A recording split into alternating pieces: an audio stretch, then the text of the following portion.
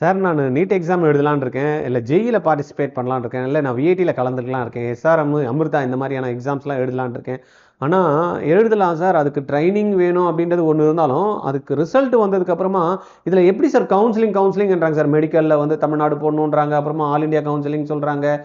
மேனேஜ்மெண்ட்னு சொல்றாங்க. விஐடில போனா வந்து பார்த்தீங்கன்னா, ஏதோ கேட்டகரி 1, கேட்டகரி 2, 3ன்றாங்க. அப்புறமா ஜேஇ எடுத்துக்கினா ஜேஇல வந்து ஜோசா கவுன்சிலிங்ன்றாங்க, சிசாட் கவுன்சிலிங்ன்றாங்க, தாசா கவுன்சிலிங்ன்றாங்க.